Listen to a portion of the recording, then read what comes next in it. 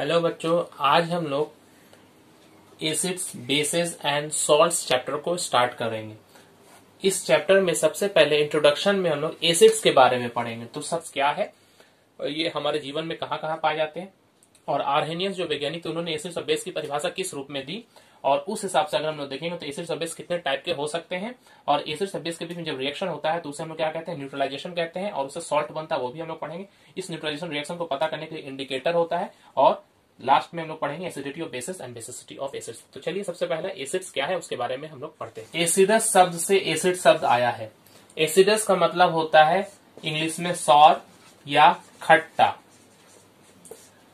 ये एक टेस्ट जो हम जानते हैं जैसे मीठा होता है, उसी तरह से एसिड क्या होता है, खट्टा होता है। ये कहाँ हम लोग देखते हैं तो खट्टा शब्द सुनने के साथ ही हमारे दिमाग में कुछ खट्टे फल आ जाते हैं, जैसे कि नींबू है, इमली, इस तरह से कोई भी फल होते हैं जिसमें खट्टापन पाया जाता है, वो उसमें क्या पाया जाता है, एसिड पाया जाता है। तो एसिड जो हम देखते हैं जैसे कि नींबू के अलावा इमली में और मीठे फलों में, सेब में भी ये पाया जाता है। इसके अलावा और भी तरह का जो एसिड्स, इस तरह के एसिड्स को हम लोग क्या कहते हैं, ऑर्गेनिक एसिड्स कहते हैं, क्योंकि ये जीव जंतुओं से प्राप्त होते हैं। जब हम एसिड्स की क्लासिफिकेशन करेंगे तो इसके बारे में और डिटेल्स में हम लोग पढ़ेंगे।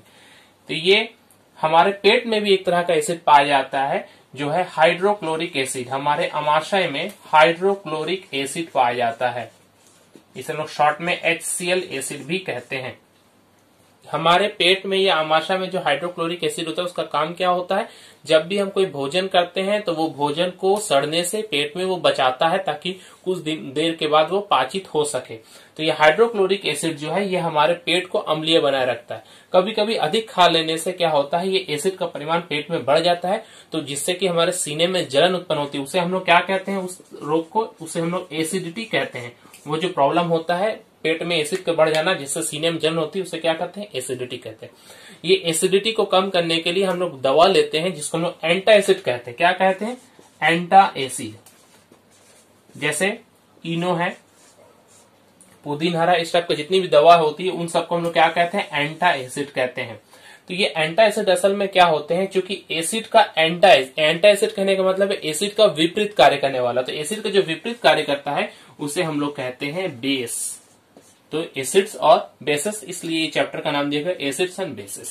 तो बेस क्या है, कुछ बेस का उदाहरण अगर हम लोग बताएं तो सोडियम हाइड्रोक्साइड ये एक बेस है। जनरली जितने भी बेस होते हैं उनमें क्या होता है, एक धातु पार्ट होता है और एक अधातु पार्ट होता है, मगर एसिड्स में देखेंगे HCl यहाँ दोनों को दोनों अधातु है। तो जितने भी धातु के ऑक्साइड होते हैं जैसे कि सोडियम ऑक्साइड Na2O, ये ऑक्साइड या हाइड्रोक्साइड ये दोनों क्या है, बेस है। और वैसा बेस जो जल में घुल जाए उसे हम लोग क्षार कहते हैं। बेस को हिंदी में अगर कहें तो भस्म कहा जाता है, और क्षार को इंग्लिश में हम लोग क्या कहते हैं, अल्कली। तो अल्कली क्या है, वैसे भस्म जो जल में घुल सकते हैं उन्हें हम लोग क्षार कहते हैं। जैसे कि NaOH है, और कुछ एग्जाम्पल पूछेगा तो KOH है, और मैग्नीशियम हाइड्रोक्साइड है। इस तरह के जो भस्म होते हैं उन्हें हम लोग क्या कहते हैं, क्षार कहते हैं। तो हमने यहाँ पर पढ़ा एसिड्स और बेस के बारे में। ये जब एसिड्स और बेस आपस में क्रिया करते हैं तो एक दूसरे के पावर को न्यूट्रलाइज कर देते हैं। तो वो जो न्यूट्रलाइजेशन रिएक्शन कहलाता है, क्या कहलाता है वो, न्यूट्रलाइजेशन रिएक्शन। उसे हम लोग कहेंगे न्यूट्रलाइजेशन रिएक्शन। हिंदी में कहें तो उदासीनीकरण क्रिया। उदासीनीकरण क्या है, जब एक अम्ल एक क्षार से क्रिया करता है, पूर्ण रूप से क्रिया करके वो उदासीन हो जाता है, तो उस समय क्या, उसके हम कहेंगे न्यूट्रलाइजेशन रिएक्शन कहेंगे। एसिड प्लस बेस ये रिएक्शन होगा, इसे क्या कहेंगे, न्यूट्रलाइजेशन रिएक्शन कहेंगे। ये पूरा का पूरा न्यूट्रलाइज होकर बनाता है सॉल्ट एंड वाटर। तो सॉल्ट के बाद यहां पर आ गया, सॉल्ट क्या है, एसिड और बेस जब आपस में रिएक्शन करता है तो सॉल्ट एंड वाटर कहते हैं। एक एसिड और एक बेस का एग्जांपल अगर सिंपल में समझे तो सबसे पहले बेस बता रहे हैं, जैसे सोडियम हाइड्रोक्साइड NaOH। एसिड जैसे कि अभी हम लोगों ने HCl पढ़ा, ये दो चीज हम लोग पढ़ चुके हैं अभी, NaOH और HCl। क्या होता है, ये जो मेटल इसका पार्ट है, ये मेटल इस एसिड के हाइड्रोजन को बाहर निकाल देता है। बाहर निकालकर उसके जगह में चला जाएगा तो बनेगा NaCl। ये है एक लवण सोडियम क्लोराइड, अब प्लस ये H और OH आपस में मिलकर क्या बनाएगा, H2O जल बनाएगा। तो ये एक न्यूट्रलाइजेशन रिएक्शन है एक क्षार और एक एसिड का, यानी कि एक अल्कली और एक एसिड आपस में रिएक्शन करके बनाता है सोडियम क्लोराइड, जो कि एक सॉल्ट है जिसे हम लोग खाने के रूप में साधारण नमक के रूप में इस्तेमाल करते हैं। ये एक तरह का सॉल्ट है, लवण हिंदी में कहेंगे, और वाटर बनता है। तो इस रिएक्शन को हम लोग क्या कहते हैं, न्यूट्रलाइजेशन रिएक्शन कहते हैं। Arrhenius concept of acids and bases. सबसे पहले एसिड की परिभाषा आर्हेनियस के सिद्धांत अनुसार। एग्जाम में आपसे यही पूछा जाएगा कि आर्हेनियस के सिद्धांत अनुसार एसिड किसे कहते हैं। तो एसिड क्या है, हाइड्रोजन युक्त यौगिक होते हैं जिसमें हाइड्रोजन पाया जाता है। तो वे हाइड्रोजन युक्त यौगिक जिनका H प्लस आयन के अतिरिक्त अन्य कोई धनायन यानी कि केटायन उत्पन्न नहीं होता है, तो उसे हम लोग क्या कहेंगे, अम्ल कहेंगे। यहाँ केटायन दो तरह के आयन हो सकते हैं ना, प्लस और माइनस। तो यहाँ प्लस आयन जब भी बनेगा H प्लस बनेगा, नेगेटिव कुछ भी हो सकता है। एक एग्जांपल देख लेते हैं, HCl। ये HCl एक एसिड है, इसे जब हम लोग पानी में मिलाएंगे तो पानी में मिलने के बाद में ये दो आयन बनाता है, एक H प्लस बनाता है और एक Cl माइनस बनाता है। यहाँ धनायन क्या है, H प्लस। एक और एसिड देख ले, HNO3, ये भी पानी में घुलकर H प्लस और NO3 माइनस बनाता है। एक और एसिड देख ले, CH3COOH, ये पानी में घुलकर H प्लस और CH3COO माइनस बनाता है। तो यहाँ पर ये तीन तरह के एसिड देखा है। पहला दो जो है ये इनऑर्गेनिक एसिड कहलाता है, और ये एसिटिक एसिड है, ये हम लोग ऑर्गेनिक एसिड कहते हैं। तो ये तीनों में देखिए सब में हाइड्रोजन है, तो हाइड्रोजन युक्त यौगिक होंगे जिनका जल में, जब हम उनको जल में घोलते हैं तब दो तरह का आयन बनता है, एक प्लस और एक माइनस। यहाँ सब में देखिए कॉमन क्या है, H प्लस सब में है, माइनस तो सब में अलग, इसमें क्लोरीन है, इसमें नाइट्रेट आयन है, इसमें CH3COO माइनस आयन है। तो यहाँ अगर माइनस कुछ भी हो लेकिन धनायन H प्लस के अलावा और दूसरा कोई नहीं होगा, तब जाके इसे हम लोग क्या कहेंगे, एसिड कहेंगे। अगर आपसे कहा जाए कि क्या NaHCO3 एसिड होगा, नहीं, NaHCO3 में Na प्लस बनता है और HCO3 माइनस बनता है। तो यहाँ Na प्लस बनने के कारण चूंकि धनायन H प्लस के अलावा दूसरा कुछ बना हुआ है, इसलिए इसे हम लोग एसिड नहीं कहेंगे। समझ में आया। तो एसिड कहने के लिए वो जलीय घोल में हमेशा H प्लस आयन उत्पन्न करेगा। तो क्या H2O एसिड होगा, नहीं, H2O भी एसिड नहीं होगा, क्योंकि खुद ये जल है, ये आयन में नहीं टूटता जब तक इसमें कोई एसिड नहीं डालते हैं। तो H2O भी एसिड नहीं है। क्या मीथेन एसिड होगा, CH4, नहीं, ये भी आयन में नहीं टूटता है, तो ये भी एसिड नहीं होगा और ये भी एसिड नहीं होगा। एसिड होने के लिए शर्त क्या है, इसको जल में घोलने पर उसमें प्लस आयन सिर्फ और सिर्फ हाइड्रोजन का होना चाहिए। हाइड्रोजन के अलावा कोई दूसरा आयन बनता है तो वो एसिड नहीं कहलाएगा। तो यहाँ और एक चीज देखेंगे, ये जो हाइड्रोजन आयन है ये खुले अवस्था में नहीं रह सकता। ये जो H प्लस आयन उत्पन्न हुआ, ये जल के अणुओं से मिलकर H plus equal to plus H2O equal to H3O plus, ये जो बनाता है इसे हम लोग कहते हैं हाइड्रोनियम आयन। हाइड्रोनियम आयन, तो जब भी कोई एसिड पानी में घुलता है तो हाइड्रोनियम आयन बनाता है।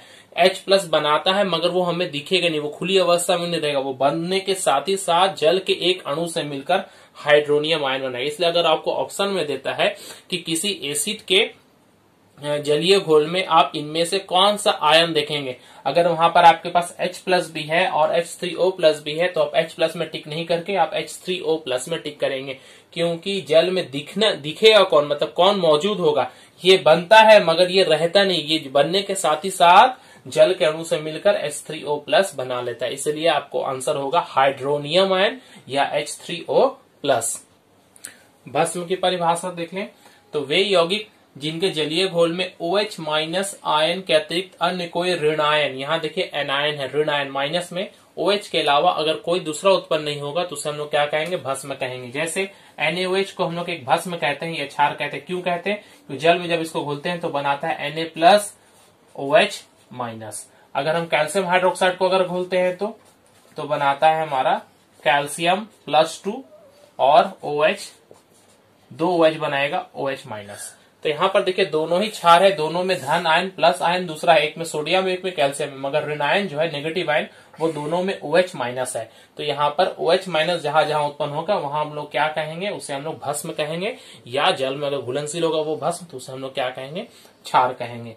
यहाँ एक और बात गौर करने का है कि जितना भी भस्म होता है वो धातुओं का या तो ऑक्साइड होगा या तो हाइड्रो ऑक्साइड होगा, मतलब उसमें धातु जरूर पाया जाएगा। लेकिन अमोनिया जो होता है NH3, अमोनिया में कोई धातु नहीं है, फिर भी ये एक भस्म है। अमोनिया एक बेसिक नेचर शो करता है, क्योंकि इसको जब जल में घोलते हैं तो बनाता है अमोनियम हाइड्रोक्साइड, और वो आयन में टूटकर बना देगा NH4 प्लस और OH माइनस आयन। तो ये प्लस और माइनस में यहां भी चूंकि OH माइनस आयन बन रहा है, इसलिए इसे भी हम लोग क्या कहेंगे, भस्म कहेंगे, या अमोनियम हाइड्रोक्साइड अगर रहेगा तो उसे हम लोग क्षार कहेंगे। अमोनिया जो होता है वो एक बेसिक नेचर का गैस होता है। तो यहाँ पर अगर आपसे क्वेश्चन आया कि एक ऐसा भस्म का उदाहरण दो जिसमें धातु का मूलक नहीं पाया जाता है, तो उसका उदाहरण होगा अमोनिया NH3। ये गैस रूप में भी पाया जाता है, और इस तरह से आप देख सकते हैं, इसको जल में घोलेंगे तो अमोनियम हाइड्रोक्साइड बनेगा। क्लासिफिकेशन ऑफ एसिड्स, एसिड्स का वर्गीकरण। एसिड्स का वर्गीकरण हम लोग 3 रूप से देखते हैं। सबसे पहला सोर्स से। सोर्स का मतलब है वो एसिड कहां से हमें मिलता है। तो अगर एसिड हमें जीव जंतुओं से, पेड़ पौधों से या प्राणियों से मिले तो उसे हम लोग कहते हैं ऑर्गेनिक एसिड या कार्बनिक एसिड्स। ऑर्गेनिक एसिड भी कह सकते हैं, जैसे कार्बनिक एसिड भी कहते हैं। इसमें कार्बन हमेशा पाया जाता है। जैसे कोई भी फल में जितना भी एसिड पाया जाता है उसे हम लोग ऑर्गेनिक एसिड्स कहते हैं। और अगर उसका सोर्स एक निर्जीव पदार्थ है या कोई मिनरल से अगर हमें मिलता है तो उसे हम लोग क्या कहेंगे, इनऑर्गेनिक एसिड। तो इनऑर्गेनिक एसिड को हम लोग एक और नाम देते हैं, इनऑर्गेनिक को मिनरल एसिड्स भी कहते हैं, क्योंकि ये मिट्टी में जितने भी मिनरल्स पाए जाते हैं उन मिनरल से इसे हम लोग प्राप्त करते हैं। तो इनऑर्गेनिक एसिड्स का 3-4 एग्जांपल आप लोग पहले देख ले, हाइड्रोक्लोरिक एसिड, सल्फ्यूरिक एसिड और नाइट्रिक एसिड, इसके अलावा फॉस्फोरिक एसिड।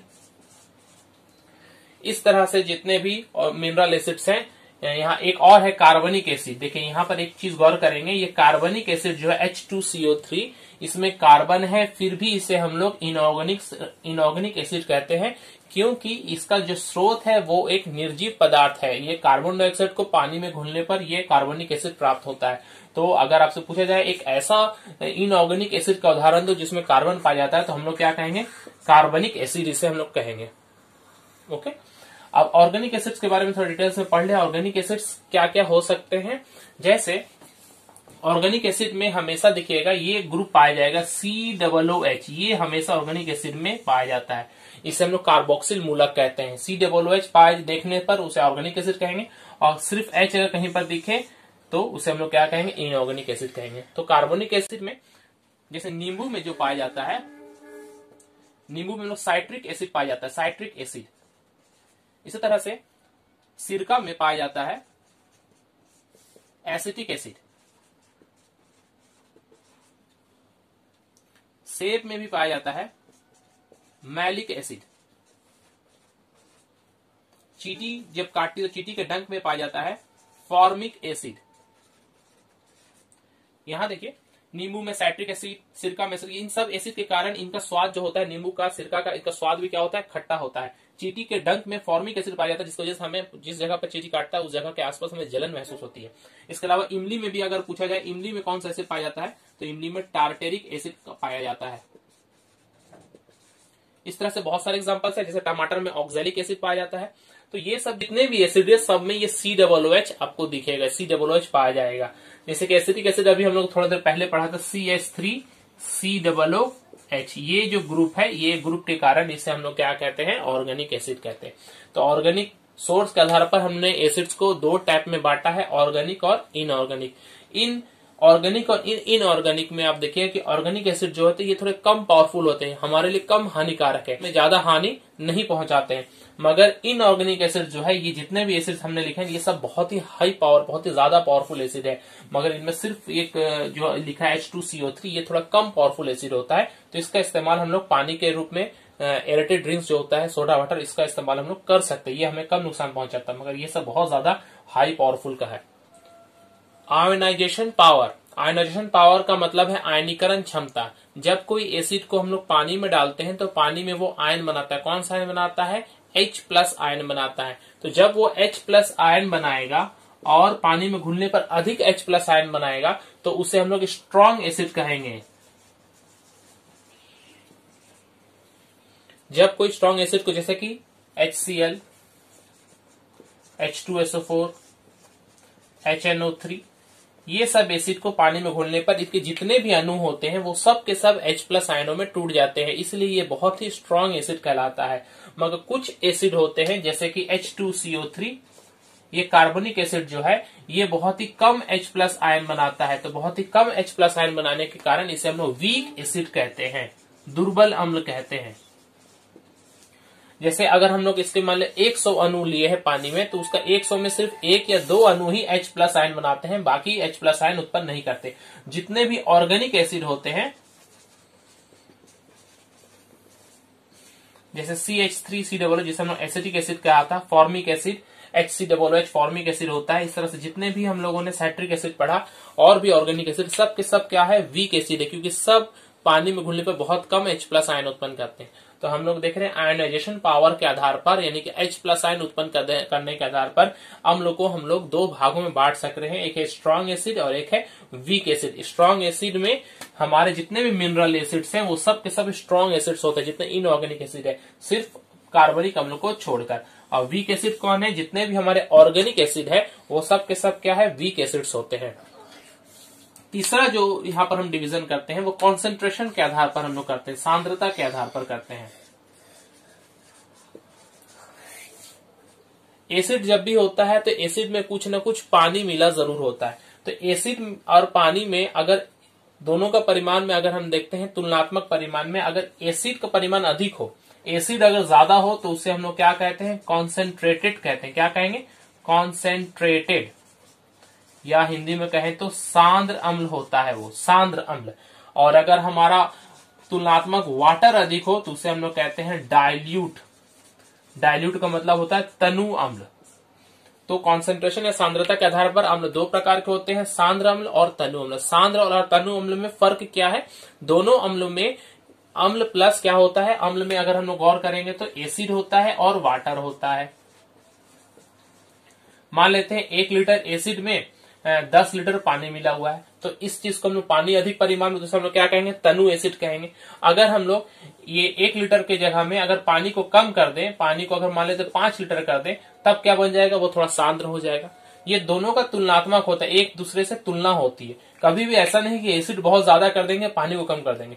ये 10 है तो ये 5 हुआ, तो ये 1 है तो ये 2 होगा। ये नहीं कि ये 1 है और इसको 5 कर दे, ऐसा हम लोग कभी भी नहीं कर सकते। हम लोग जब भी करते हैं एसिड का परिमाण थोड़ा बढ़ाएंगे और पानी को हम लोग ज्यादा बढ़ाएंगे। तो पानी का परिमाण अगर बहुत ज्यादा होगा तो वो क्या कहलाएगा? तनु अम्ल कहलाएगा। और पानी का अम्ल अगर थोड़ा कम होगा तो वह क्या कहलाएगा? कॉन्सेंट्रेटेड या सांद्र कहलाएगा। यहाँ और एक बात जो गौर करना है, सावधानी में अगर हम लोग देखें, जब भी हम लोग एसिड यूज करते हैं, एक कॉन्सेंट्रेटेड एसिड अगर हमारे पास दिया गया है, उसे हम लोग तनु अम्ल बनाना है, तो उसमें क्या करना होगा? उसे पानी का परिमाण हम लोग मिलाना होगा। तो कभी भी एसिड में हम लोग पानी नहीं मिलाते हैं। क्यों? क्योंकि अगर पहले हम लोग एक एसिड ले लिए हैं, इसमें पहले से अगर एसिड है और बाहर से अगर इसमें हम लोग पानी मिलाते हैं, तो क्या होगा? एसिड अधिक परिमाण में पानी मिलाने पर दोनों के बीच में बहुत ही विगरस रिएक्शन होता है और बहुत ही ज्यादा ऊष्मा उत्पन्न होती है। तो ऊष्मा उत्पन्न होने के कारण ये एसिड छलक सकता है बाहर, और ये एपरेटस भी फट सकता है, जिसकी वजह से ये एसिड बाहर छिड़क जाएगा और हमारे आंखों में और हाथ में पड़कर हमें नुकसान पहुंचा सकती है। तो जब भी हमें तनु अम्ल बनाना होगा तो हम लोग क्या करते हैं? पहले बीकर में पानी ले लेते हैं, उस पानी में धीरे धीरे करके एसिड मिलाते हैं। तो अगर हीट उत्पन्न भी होगा तो वो पानी चूंकि अधिक परिमाण में, तो वो पूरे पानी में वो हीट फैल जाएगा और उस बर्तन को टूटने से बचाएगा और वो छिटकेगा भी नहीं। तो हम लोग याद करेंगे, जब भी हमें सांद्र अम्ल से तनु अम्ल बनाना है तो हम क्या करेंगे?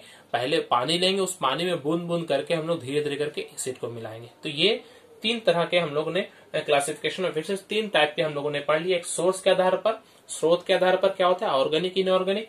आयनाइजेशन पावर के आधार पर स्ट्रॉन्ग और वीक हमने कहा, और कॉन्सेंट्रेशन के आधार पर हमने सांद्र और तनु अम्ल कहा। तो इस तरह से एसिड्स को हम लोग क्लासिफाई कर सकते हैं। बेसिसिटी ऑफ एसिड्स या अम्ल की भस्मिकता क्या है, जब अम्ल के एक अणु में उपस्थित प्रतिस्थापनीय हाइड्रोजन परमाणु, इसको गौर करेंगे, प्रतिस्थापनीय हाइड्रोजन परमाणुओं की संख्या को उस अम्ल की भस्मिकता कहते हैं। यहाँ पर प्रतिस्थापनीय हाइड्रोजन परमाणु बोलने का मतलब क्या है, एक एग्जांपल देकर बताते हैं। जैसे मान लेते हैं एक भस्म है NaOH, वो एक एसिड से क्रिया कर रहा है। ये जो भस्म का जो मेटल का पार्ट होता है, सोडियम धातु है, ये सोडियम क्या करेगा, इस एसिड के हाइड्रोजन को बाहर निकालेगा, तो इसे ही हम लोग कहते हैं प्रतिस्थापनीय हाइड्रोजन परमाणु। और क्या बना देगा, NaCl बनेगा और H2O बनेगा। तो यहाँ पर HCl के पास में कितने हाइड्रोजन थे जो सोडियम के द्वारा प्रतिस्थापित हो सकते हैं, तो यहाँ पर हाइड्रोजन के पास सिर्फ एक है, तो इस हाइड्रोजन की HCl की हम लोग भस्मिकता 1 कहते हैं। इसी तरह से NaOH को ही अगर फिर हम लोग दूसरे एक एसिड से रिएक्शन कराएं, H2SO4 से रिएक्शन कराएं, तो क्या होगा, यहाँ पर सोडियम के पास 2 हाइड्रोजन इसके दिखेंगे, 2 हाइड्रोजन को हटा सकता है। ये चाहे तो पहले एक हाइड्रोजन को हटाएगा, अगर एक हाइड्रोजन हटाता है तो क्या बनेगा, सोडियम बाइसल्फेट। इसे हम लोग क्या नाम देते हैं, एक हाइड्रोजन रहने के कारण इसे सोडियम बाइसल्फेट कहते हैं, प्लस H2O। उसके बाद फिर ये प्रतिक्रिया करेगा, फिर से एक बार और प्रतिक्रिया करेगा, NaOH जो है वो NaHSO4 के साथ प्रतिक्रिया करके बनाएगा एक और हाइड्रोजन, इसको हटा देगा यहाँ पर और बन जाएगा Na2SO4 प्लस H2O।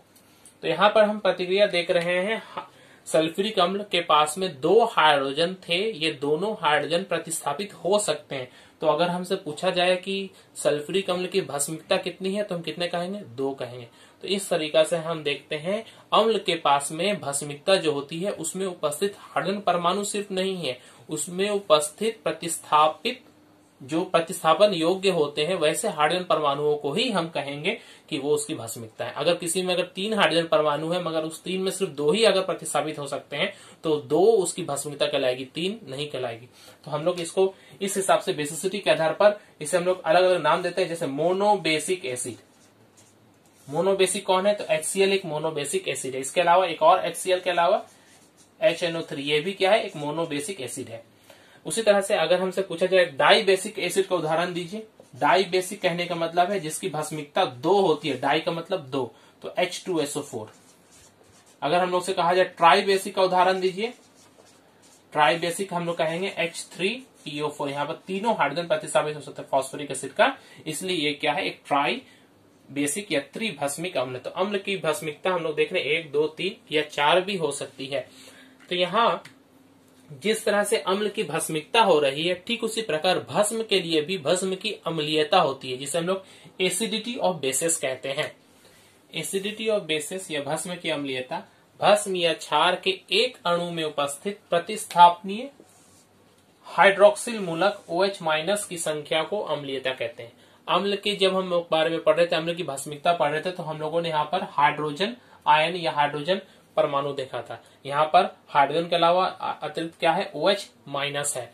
तो जैसा एक एग्जांपल अगर हम लोग देखेंगे तो NaOH, NaOH में आप देखिए इसमें सिर्फ एक OH मूलक है, तो इसे हम लोग कहते हैं एक एसिडिटी या एक अम्लीय भस्म।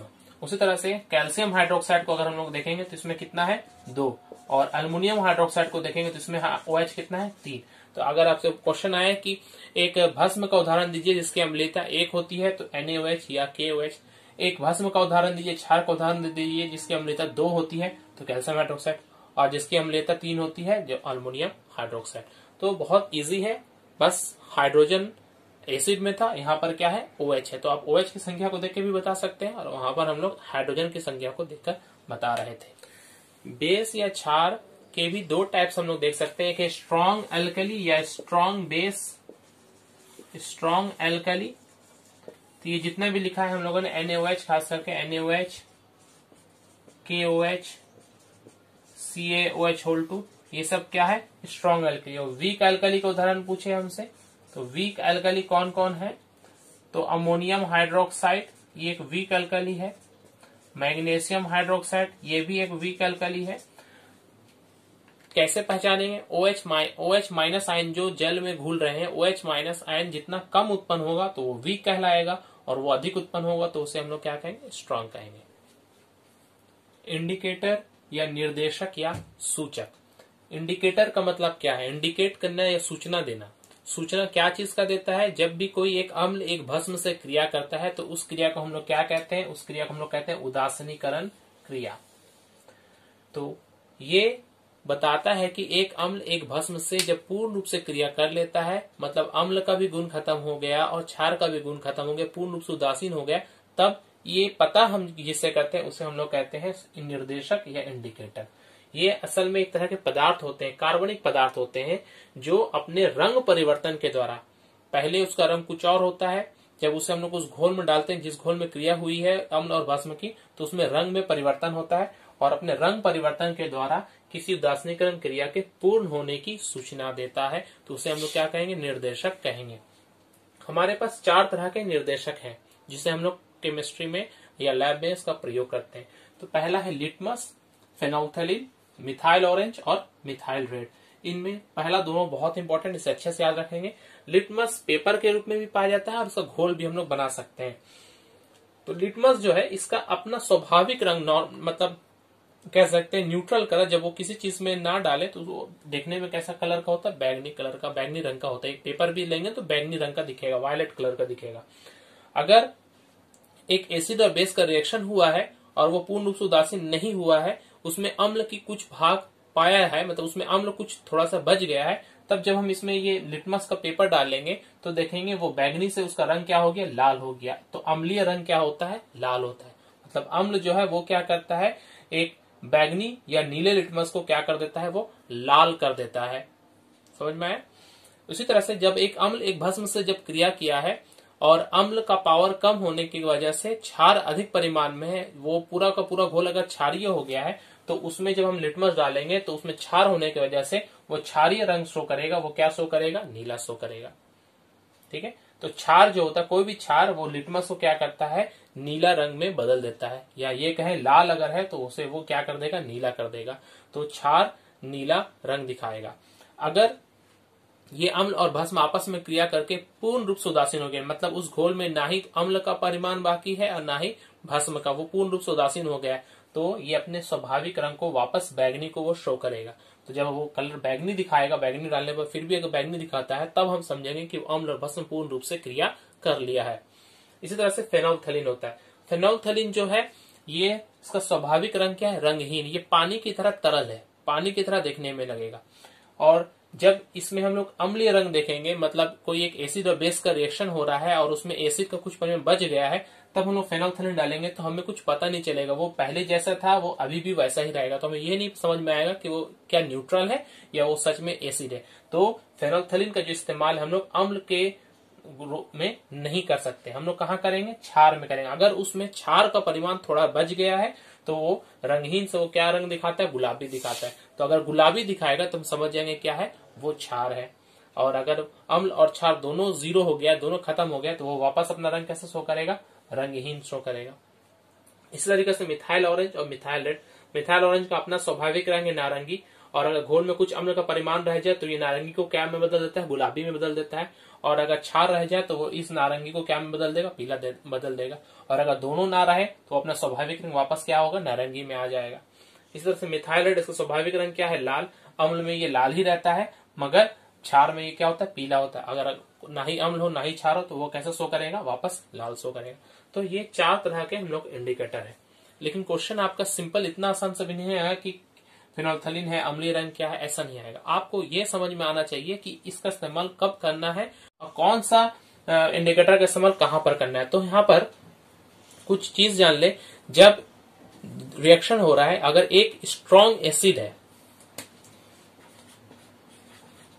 स्ट्रॉन्ग एसिड और एक वीक बेस का रिएक्शन हो रहा है, तो आप लोग कौन सा इंडिकेटर इस्तेमाल करेंगे? तो जब एक स्ट्रॉन्ग एसिड और वीक बेस का रिएक्शन होता है तो उस रिएक्शन होने के बाद उदासीनीकरण से पहले भी अगर आप देखेंगे तो उसमें एसिड का गुण ज्यादा पाया जाएगा, क्योंकि ये एसिड है। तो वहां पर फेनोल्फथलीन का इस्तेमाल हम लोग नहीं करते, क्योंकि फेनोल्फथलीन तो ये तो खुद रंगहीन है और पहले भी रंगहीन, जिसमें कोई कलर चेंज हो ही नहीं रहा है, तो समझ में नहीं आया कि वो एसिड है या खत्म हो गया। तो हम लोग लिटमस का इस्तेमाल वहां पर करते हैं। जब कभी बेस जो है ये स्ट्रांग होगा और एसिड जो है ये वीक होगा, तब जाकर हम लोग ये फेनोल्फथालीन का इस्तेमाल करेंगे। तो फेनोल्फथालीन का इस्तेमाल कहाँ करते हैं? जब स्ट्रॉन्ग बेस होता है, और जब स्ट्रॉन्ग एसिड होता है तब हम लोग किसका इस्तेमाल करते हैं? लिटमस का इस्तेमाल करते हैं। ओके। टाइट्रेशन, टाइट्रेशन क्या है? जब भी कोई एक उदासीनीकरण क्रिया होती है, यानी कि एसिड और बेस आपस में जब क्रिया करता है, तो क्रिया करने के बाद जब वो पूर्ण रूप से उदासीन हो जाए, मतलब एसिड और बेस आपस में क्रिया कर लिया और उसके बाद थोड़ा सा भी एसिड और बेस थोड़ा सा भी परिमाण में अगर नहीं है, पूर्ण रूप से उदासीन हो गया है, तो उस क्षण को, वो क्षण जब अम्ल और क्षार पूर्ण रूप से उदासीन हो जाए, तो उसे हम लोग क्या कहते हैं? एंड पॉइंट कहते हैं। और इस एंड पॉइंट को हम कैसे पहचानेंगे कि कब एंड पॉइंट हुआ, कब खत्म हुआ है रिएक्शन? उसे हम लोग सूचक के द्वारा, इंडिकेटर के द्वारा हम लोग पहचानते हैं, जो कि अभी हम लोगों ने पीछे में पढ़ा कि इंडिकेटर के द्वारा हम लोग किसी भी रिएक्शन, उदासीनीकरण रिएक्शन का एंड पॉइंट जान सकते हैं। और इस पूरे क्रिया को, जिस इंडिकेटर के द्वारा एंड पॉइंट जो जानते हैं, उसे हम लोग क्या कहते हैं? टाइट्रेशन। टाइट्रेशन क्या? टाइट्रेशन एक विधि है जिसमें इंडिकेटर के द्वारा किसी उदासीनीकरण क्रिया का एंड पॉइंट या उदासीन बिंदु, जिसे हम लोग उदासीन बिंदु कहते हैं, एंड पॉइंट को उदासीन बिंदु ज्ञात किया जाता है, उसे हम लोग क्या कहेंगे? टाइट्रेशन कहेंगे। Thank you.